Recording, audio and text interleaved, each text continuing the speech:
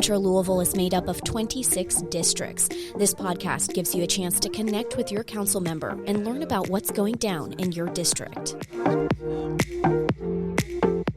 And welcome back to District Download. I'm Katrina Helmer, and joining me for this episode is a fresh face, a new face, maybe not to this building, however, to this podcast. So welcome, Councilman James Peden. So excited to have you on this episode. Thank you very much.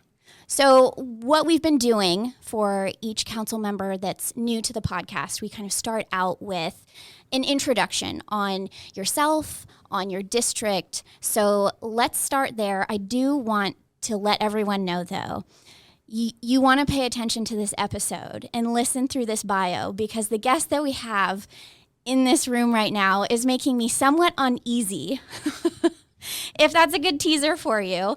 But also I'm very excited to introduce, we have some interesting guests with us today. So let's go ahead and start with your bio. Talk to us. What district do you represent?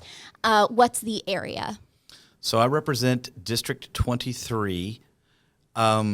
Geographically, basically GE and Hurstburn Parkway are on the north, Bullitt County on the south. Roughly Shepherdsville Road in the Jefferson Mall area on the west, over toward Johnson School Road and some imaginary line that runs cross country, separating myself and Robin Engel on the east toward Fern Creek. Community-wise, again, Okolona, Fern Creek, Highview would be the big three. Small cities include Heritage Creek, Spring Mill, Hollow Creek. I've been there 20 years at this point. This is my 20th year on the Metro Council. It is going to be my last on the Metro Council. I'm going to miss it a lot. It's a great area to live in. I've been there my entire life. We moved into our home when I was 2. Okay, so you've been in this district. Oh, no, I have been in this your whole life. I have been in this district my whole life. Gotcha. So although, my wife and I have traveled extensively and we have our own home, but again, I've been within that community forever. I spent 26 years with the Highview Fire Department. The last 10 of that time, I think I left in 2013, so this will be 10 years I have been retired. But I spent the last 10 as assistant chief. It was a great time, very rewarding. My opportunity to give back to the neighborhood where I used to ride my bike around and, ride over to the mall and play football on street corners and do all those things that people in my age bracket complain on social media kids don't do these days. They sit around and listen to podcasts. And here you are. And here I am. I've joined the dark side. But anyway. But yeah, I've been there my entire life. My kids have been raised there. They're now in their early 20s and, in school. And, I guess as any parent, will they come back here? Will they move away? Those kind of things. But that's a lot of my time on the council has been focused on me raising my children. My youngest daughter was born between the primary and the general election of my very first election.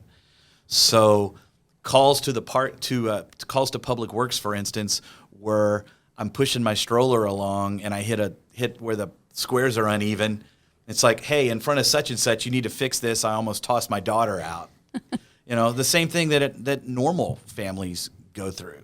Real life experience. Real life experiences. Yeah. When we get over to the playground and I'm like, there's nothing here for little kids. And then I get with the Parks Department and we put in a dragon over at Highview Park and we put in some new playground equipment at McNeely. At the same time, at my age, I need to get out and get some exercise. Highview Park didn't have a walking trail when I first took office. So that was one of the very, very first things I did is I put in a walking trail, and I've since put in a second loop there to make it not quite a mile if you measure it all out. We've cleaned out McNeely Lake Park, including multiple cars and car parts and even some airplane parts and the things that you wonder that were there from the 60s and 70s, and it's kind of cool, like it's a little time capsule. And now it's just, now there's hardly anything in it, and we're so proud that it's clean and those kind of things. Those are, just a quick list of the things we've accomplished dating way back. We have some really good accomplishments even in the near term. Recently, pickleball That's a big hot word too, right? Pickleball is a big hot word. It is the closest one I know that is opened is at Ventnor. I actually have budgeted for pickleball at Highview and McNeely, but they have yet to be constructed. Well, that's exciting still. Oh, no, definitely. But we have 4 tennis courts at Highview and 2 tennis courts at McNeely. The ones at Highview are actually lit, and apparently that's one of the few lit tennis courts in Louisville. So people come and use them all night until park closing time, which I think is 11. And they can keep the lights on and running. We have 2 lit softball fields out there. I've been trying to get softball leagues restarted. Not as easy as it used to be, because all those young folks are sitting at home on their electronics, and people in my age bracket, there's not as many of us as we used to be. Well, we can tell them. You can get on your soapbox right now if you want to. Oh, no, that's no. That's at the end. Okay, we'll save that for the end. So I know as well your background in education makes a difference for you as a council member as well, doesn't it? Oh, absolutely. I've taught school this is my 28th year in education. I've taught urban at Iroquois, suburban at Seneca and J-Town. I've been in an alternative program at the Phoenix School of Discovery, which is actually a JCPS school housed over in Linden currently, but it was in the old Myers building when I was there. Even kids coming in and saying, "Hey, we need this, we need that." I bring those ideas back here and see what I can help out. Installing a street light at a bus stop just because someone said it was dark. Other teachers Moore is in my council district, and it's like I've tried to help them out on things they need, because the infrastructure tends to go to the schools that are a little more well off. I've done what I can to help with them, and kept things going there. It's awesome. So anybody can contact me anyway. Sometimes I get council emails at school. Sometimes I get school emails on the council. It's how that goes. But again, I've utilized all of those life experiences to try to craft a good, well-rounded time in office where at the very minimum, I've tried to help people, and at the maximum, not make it worse, like some people tend to see the government do. Those are lofty goals. They sound simple, but it takes a lot to just simply have the goal of helping people, making things better, not making things worse. Yeah. So, all right. So we know a little about you. We know a little bit about your district. Segueing into your guest here, I know something. Whenever I would see this department pop up on a agenda, I had a gut feeling you would be there for this department, and you would have some really interesting questions, and you would also make sure that they brought a very special guest with them. So do you want to go ahead and just make the big announcement? Who do we have with us here for this episode? So as a little bit of a lead in, again, when you're on the council, you get assigned to different committees and so on. Because of my time with the fire service, I've been on public safety my entire 20 years. I'm on parks currently because of kind of that.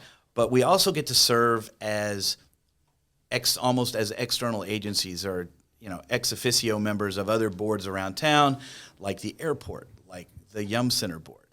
I have had the privilege over the years, in between times of Jim King having it, Pat Mulvihill I think is there now, but one of the best boards to be on, and I got to do it for several years, and it's because I have a personal interest.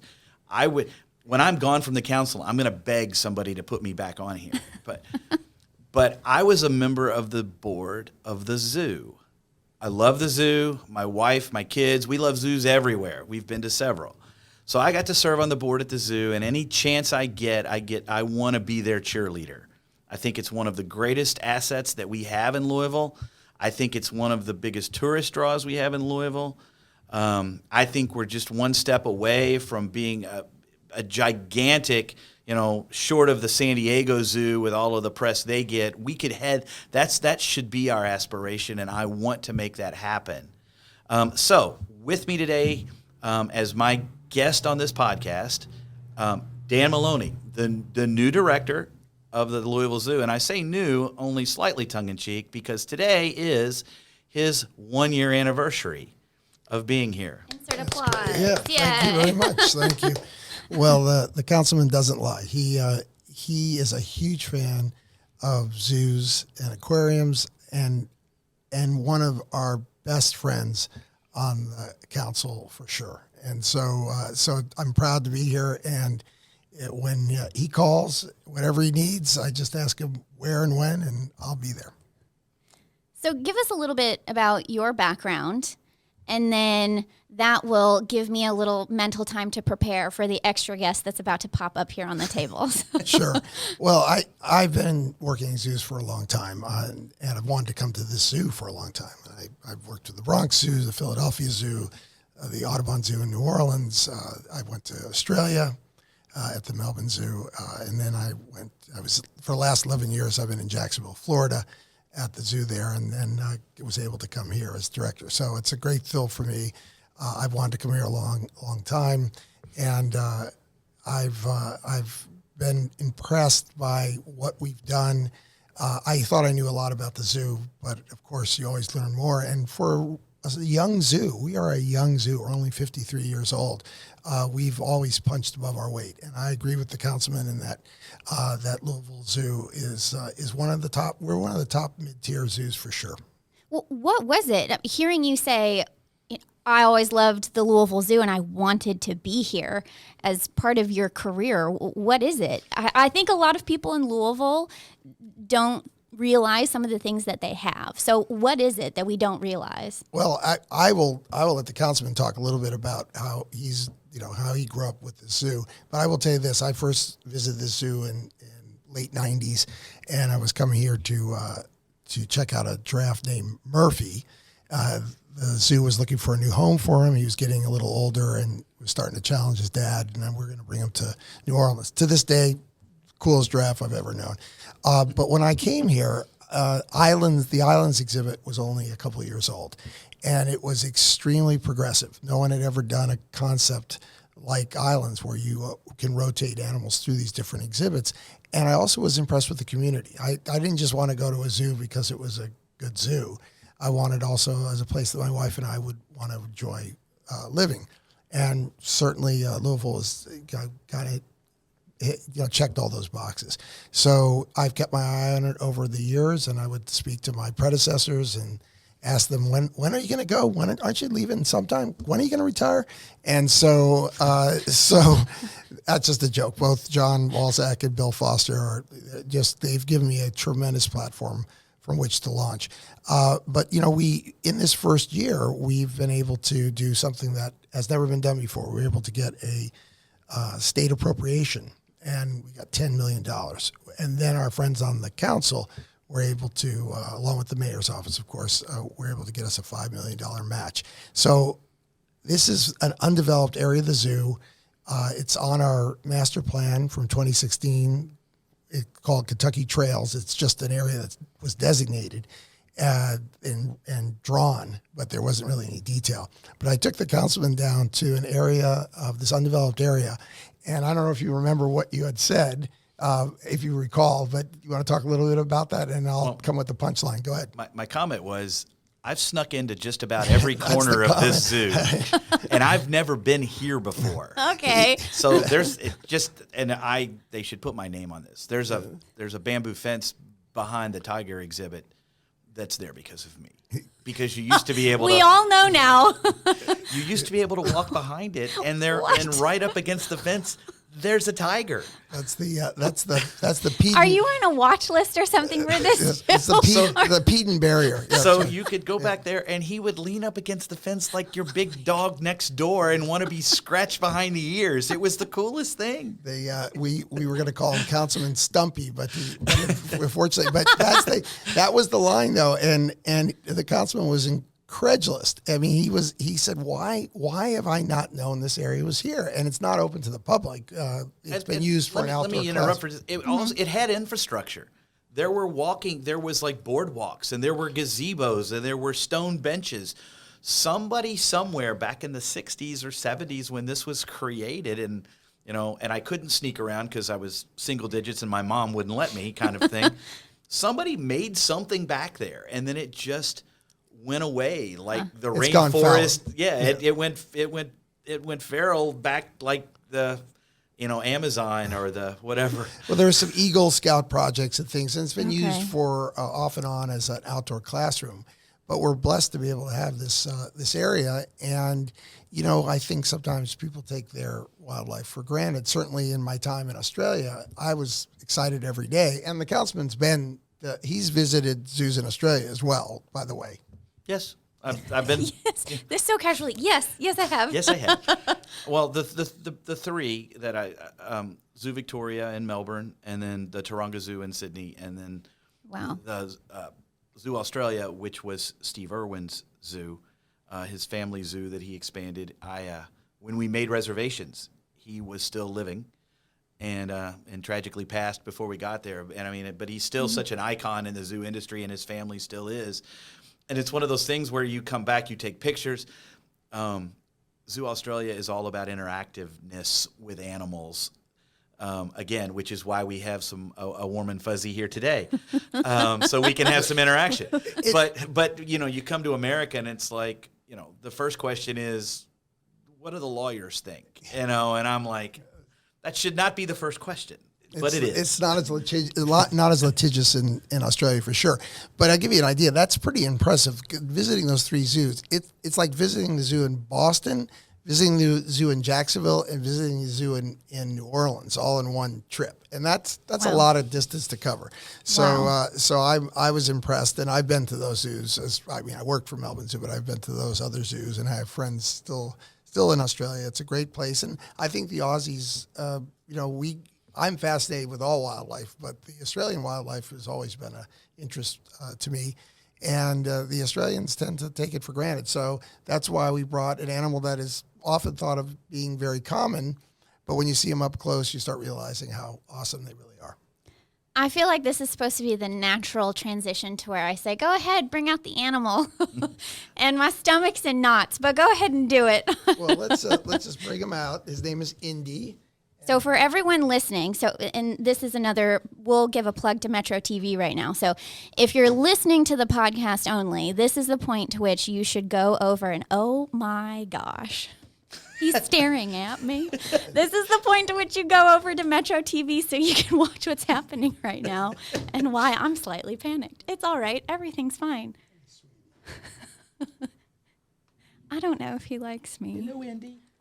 There's bright lights and things there, but let's just see how he does. I think he's going to be doing just great. Let's see how let's get him out here. Hi, buddy. I feel like I See, give a peace offering? But What do despite we your do? nervousness, what's the first thing you do? You've whipped out your phone to take a picture because animals are awesome. Oh, Well, okay. and we're going to here we move go. that kennel as soon as he's out. He's Oh, gonna we come out. are. Oh, we Okay. are. Just in case. But you know what? If he tries to jump over there, just give him a pet. I'll just, okay. I'll let the councilman jump in first. Hi, buddy. Come on, sweetie. Come on, baby. Hello. Do you want to explain who this is? Sure. And what this is? He'll come right back out. I promise you. He's doing very well. But this is a Virginia opossum. We shorten their names to possum, which is the vernacular. But any of the New World marsupials like this are opossums. The ones that are found in Australia and New Guinea are possums, and they tend not to have as sharp a kind of pointy face. But you can see there, the councilman's going to show you the tail a little bit. They've got a prehensile tail. They can't support their weight, but they certainly can hold on and steady themselves. We tend to see them often they're on the road, deceased.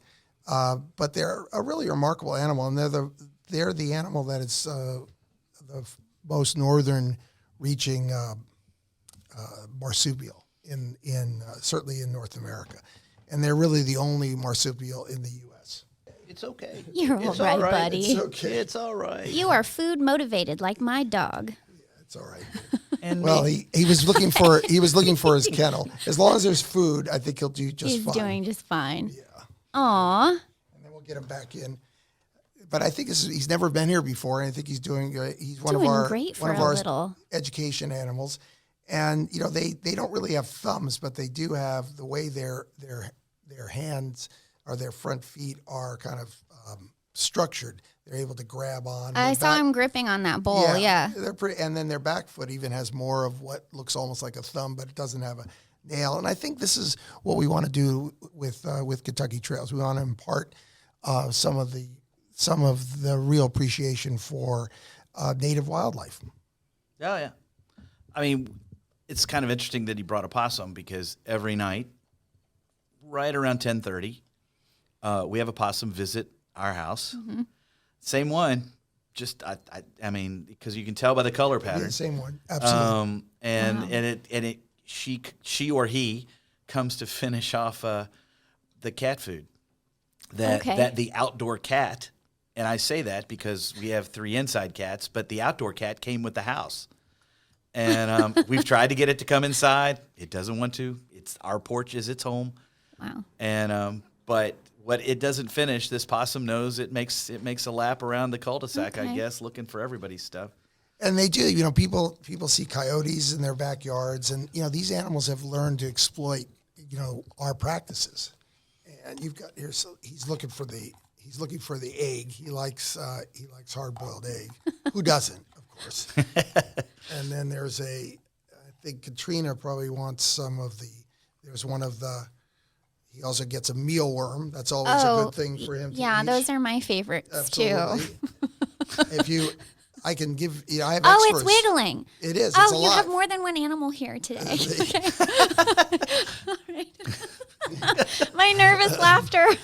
Well, they're and mealworms. These are those big mealworms, but they're larvae of beetles, and they are tasty, and they've got a lot of protein. And this time of the year, you're going to see a lot of animals trying to bulk up for the winter because they've got to get enough fat on them. In nature, there are 3 tenets. 3 principles, and it applies to almost any of these animals in the world. You want to get energy, you want to try to save energy, and then you want to try to avoid being someone else's energy. So, so those are pretty much universal in their application. Quick question, and you hear about in Gatlinburg in the Smokies, bears that have become acclimated to eating trash. You mentioned coyotes here. Going through neighborhoods, I mentioned, feeding the possum that comes through our neighborhood with our cat food. But what are the positives and negatives of that? I mean, how do you have this urban nature interaction? Where's the line you shouldn't cross, I guess is what I'm trying to say. Because I certainly wouldn't bring this in to be a pet in the house. But at the same time, should I feel bad that, that this happens and do try to avoid it, or is he dependent upon it at this point? Yeah, that's a great question. Because he lives in the city. It's probably best not to supplement these animals. Certainly, this opossum has learned to count on the cat food. But living well with wildlife takes a little bit of doing. You've got to learn to make sure that you're securing your trash and you're keeping your pets in, because the coyotes would love people's cats. We are a sloppy species. Humans we either bury our trash, dump it in some water system, or we burn it. We're not particularly good at being neat. And the animals that have learned to exploit that often are the ones we loathe the most. So whether it's rats, mice, flies, gulls, pigeons, bears, coyotes, opossums, raccoons, any of these animals, and we have to admire the fact that they do so well among us. I think when we bring that back up, just in case he's looking to get back, He's eaten most of his food at this point. We've run out of incentive to keep him good. Hey, sweetie. He's doing so well. He got his worm. Can we go with the standard why possums are good lines about them? They eat ticks, which no one needs more of. Right. They are immune to rabies, or they don't carry rabies. What's the details on that? They would certainly. There you go, sweetie. Go ahead. You did great. Go ahead, baby. Thank you for stopping by. Good job, sweetie. You were one of the most interesting guests we've had on the podcast. I think when you see them up close, they are very interesting. Back down.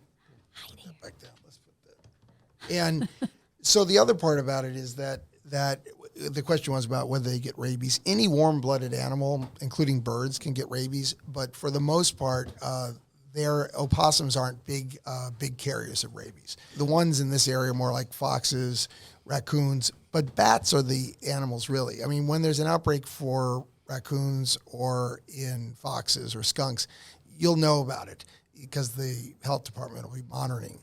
But bats are those animals that can live longer with rabies asymptomatically than any other species of which we know. And that's mainly because they have a built-in resiliency due to to how hard on their bodies mammalian flight can be.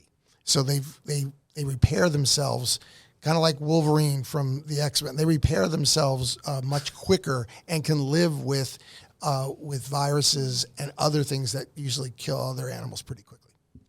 By the way, Go ahead. kudos to the comic book reference. Is that right? Yeah, that was all right. Where it's a podcast. Bonus. I like the points. reference. Yeah. Bonus points. There you go.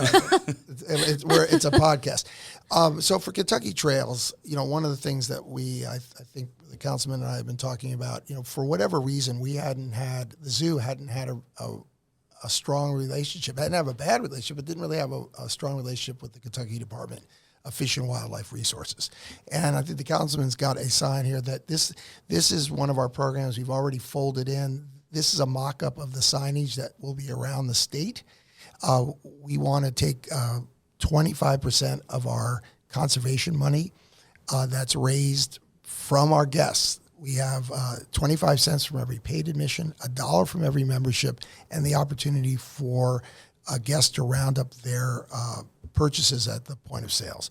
Okay. And we've amassed a good chunk of change.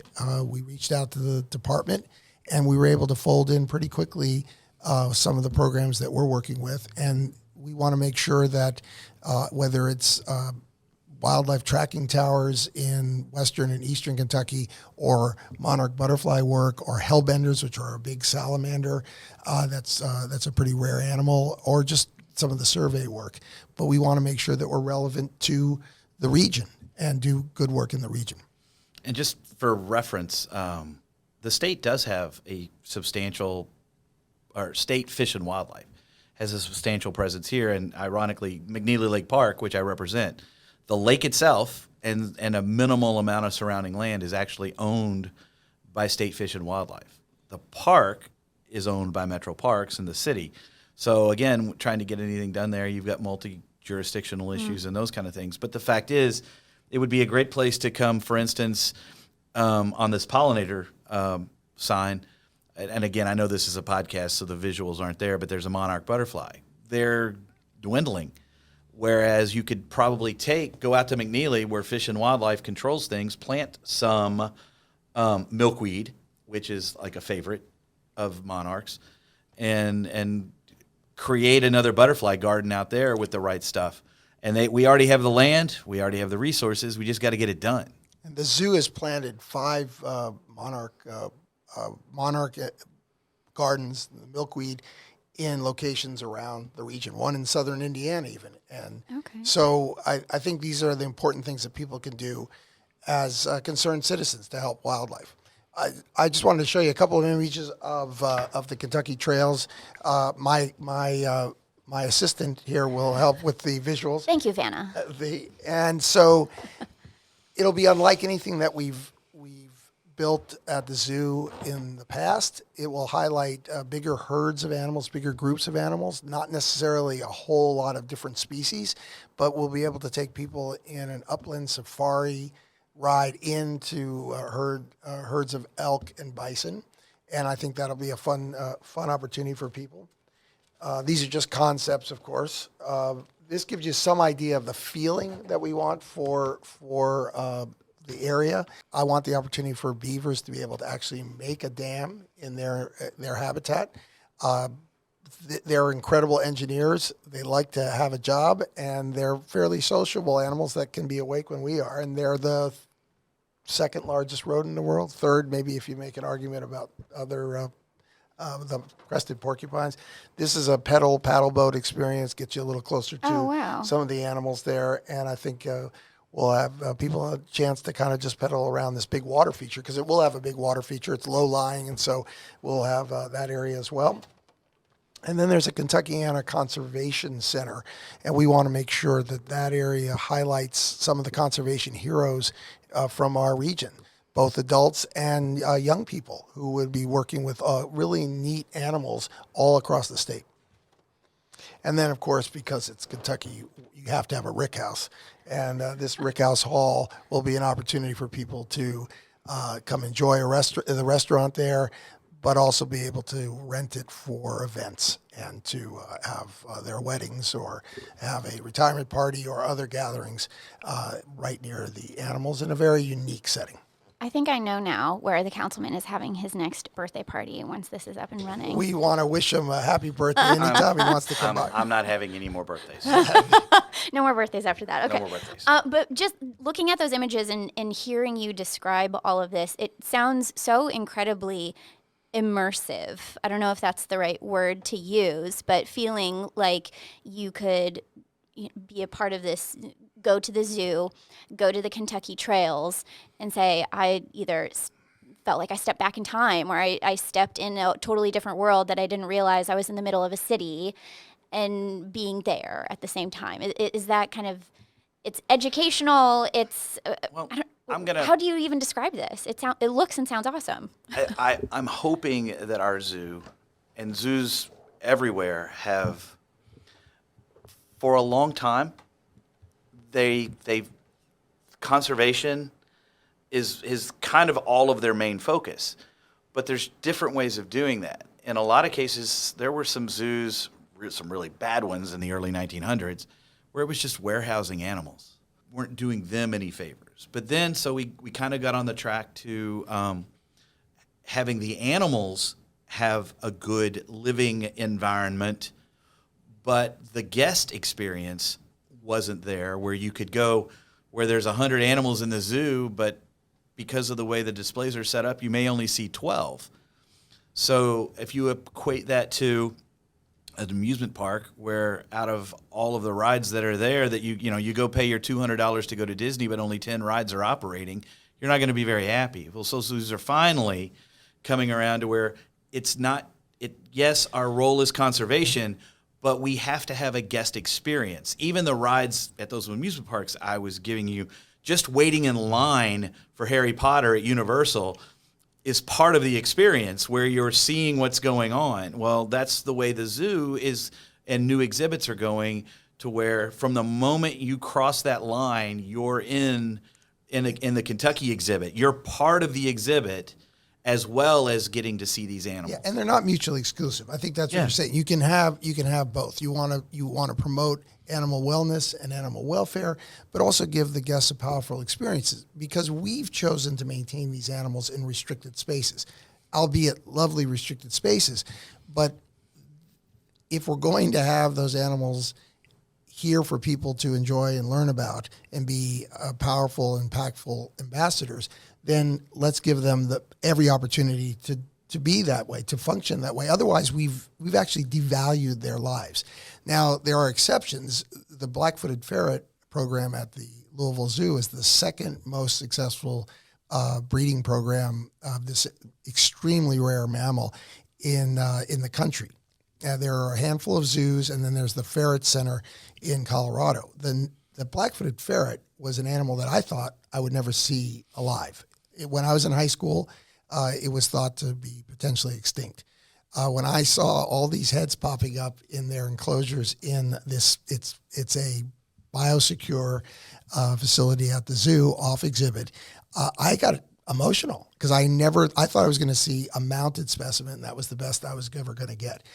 We've just sent 28 more ferrets back for repatriation over the length of the program. Since the early 90s, we've produced about 1,100 kits, youngsters, and repatriated about 800 ferrets, so to the wild, and produced them and released them back. So we're proud of what we're doing. We want people to come and enjoy, and we are the most successful not-for-profit paid attraction in the state. Can you give a little backstory on how the black-footed ferret got where it was? Sure. They are a top predator in prairie dog towns. There's been an all-out war against prairie dogs for probably the last 200 years in this country. And so with the demise of prairie dog towns, so went the ferret. And again, they were thought to be probably extinct. They were rediscovered. That population quickly died out from introduced distemper from domestic dogs, and then another population was discovered.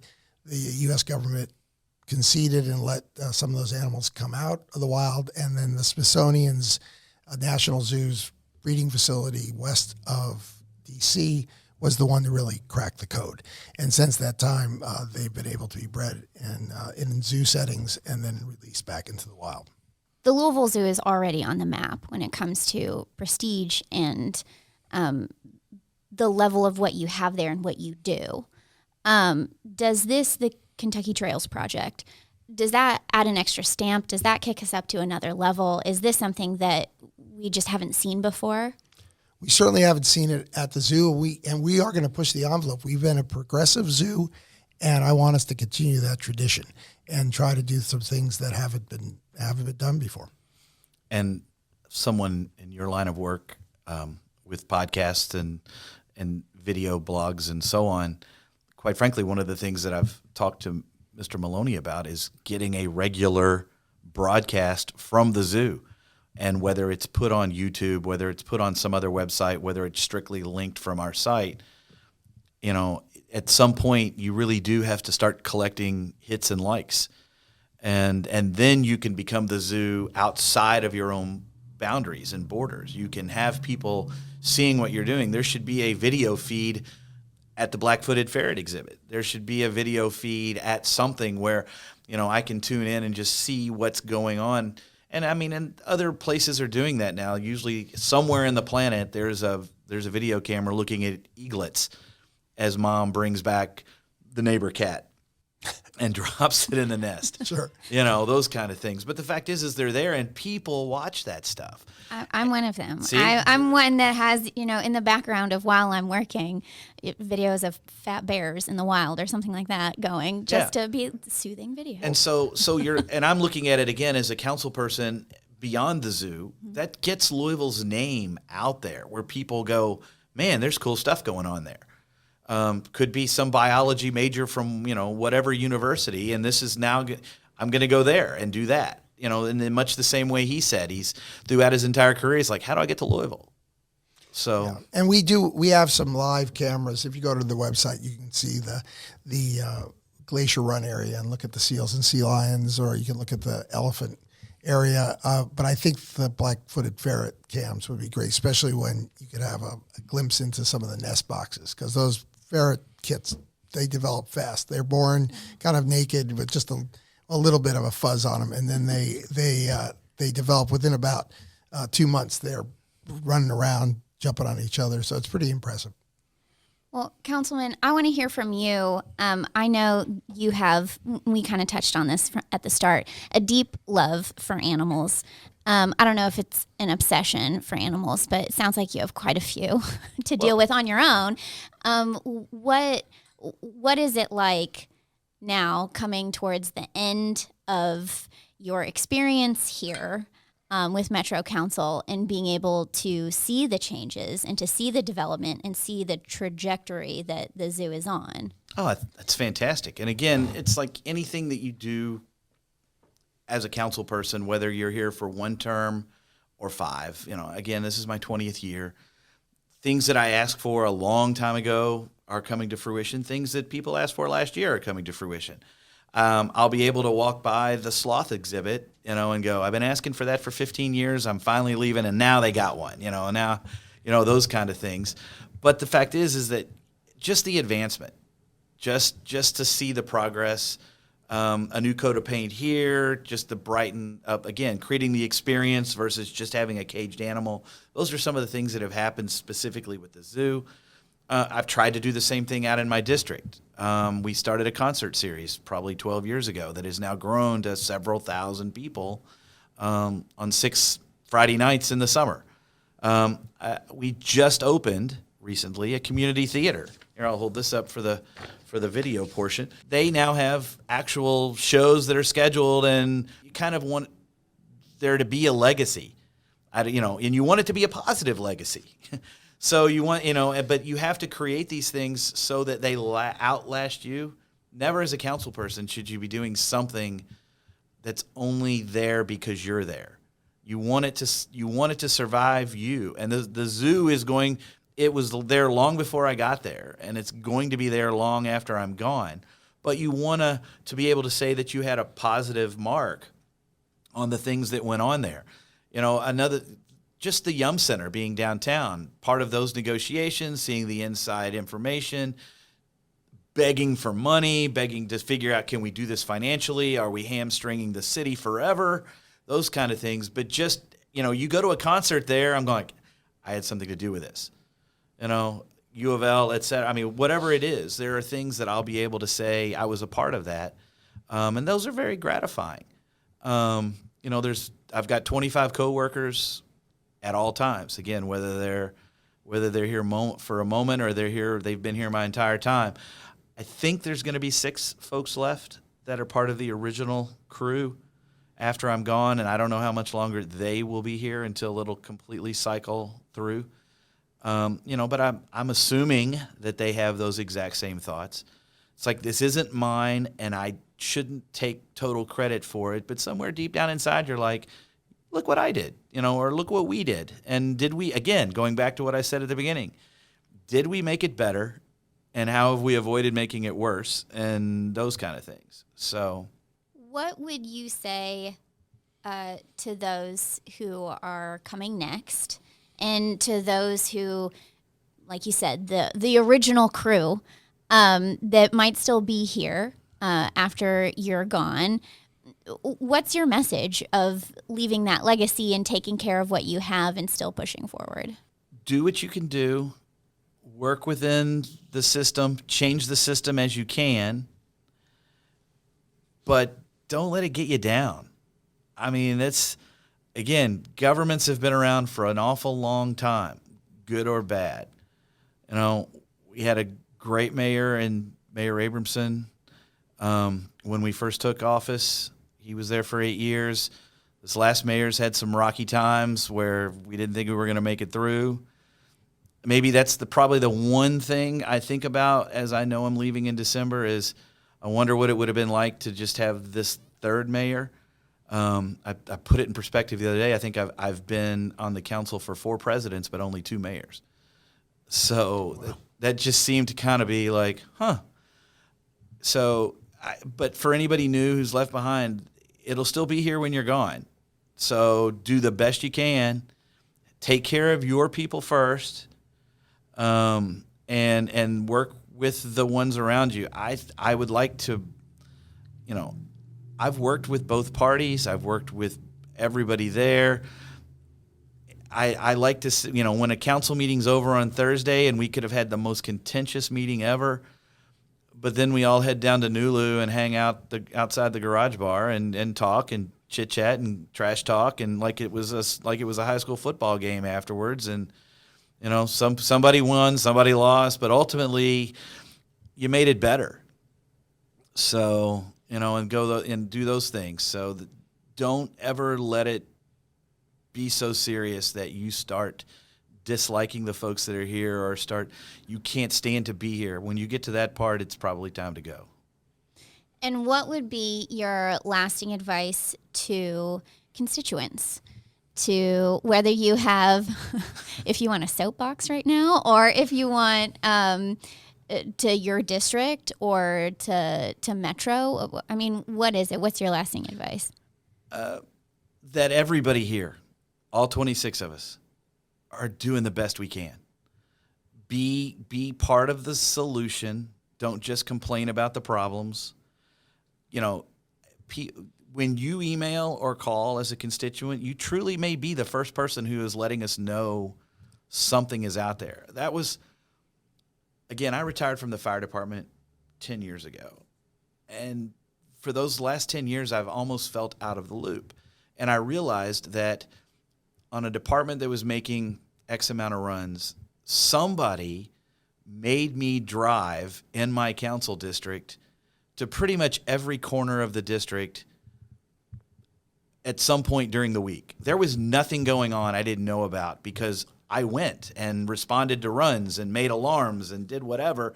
And while I'm standing there, some guy would walk up and go, "Hey, you're my councilman, aren't you?" And I'm like, "Yes, sir." And then he would point something out. I was there. Well, when I retired, no one was doing that. And I realized what a disadvantage other council people had and how hard it was just to find out all the things that are going on. Every council person needs to make an effort to find that out. I had regular office hours for 20 years. Either myself or my aide, John Torski, went and sat and waited for people to come tell us stuff. The last several years, nobody really comes around much anymore. But you can get on Facebook, and they're really chiming in so on all the things that are going on. So advice to constituents are call the office. Let us know. We may not know. You may have dialed 311, but that didn't get to us. And we would love to help. And at the same time, for the people who are in my district or any district where you lose a council person who's doing things that you like, you're going to have to tell the next person, "I really like this. I really want you to keep it going." You're going to have to tell them, "This was the dumbest idea ever, and you need to rethink this because that guy, no matter how many times I told him," whatever it is, you're going to have to communicate because you're now building a whole new set of relationships. Just like at the zoo. Mr. Maloney's been here a year. Like you mentioned, between Foster and Walzak, that's like 40 years of institutional knowledge and institutional relationships he's having to kind of work his way into that. Because I guarantee you for the last year, 365 days he's been in office, 360 times someone has uttered, "That's not how they used to do it." So yeah, to constituents, it would be very patient with the next person and help them. Am I missing anything? I mean, we've covered so much ground from the district to the zoo specifically. Is there anything else, last words y'all want to have, and especially for your first podcast episode, which, by the way, you did great for a first podcast episode. Thank you. Well, I think my feeling is a couple things. One, I don't think politics is a dirty word. I think that it's the nature of what we do. It's relationship building. When you need a friend, it's too late to make a friend. People should remember that.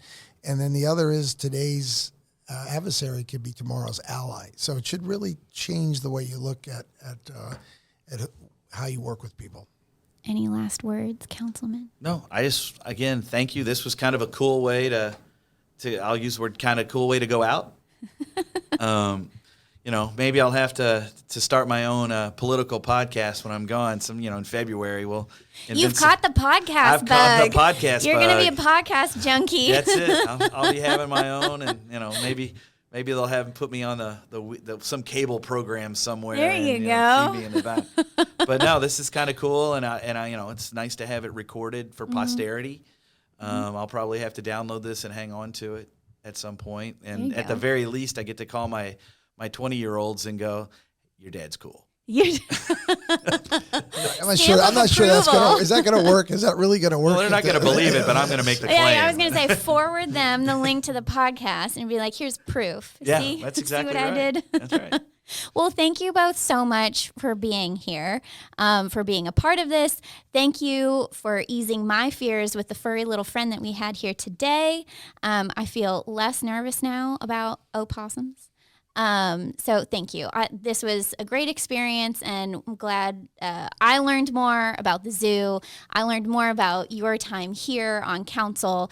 If anyone has any questions, go ahead and become a part of the conversation. You can reach out directly to the councilman, to his office, like he said, doors open. But also, if you have questions about this episode, you can go ahead and comment on Facebook, reach out, and we want to hear back from you. Thank you, everyone, for being here. Thank you. Thank you.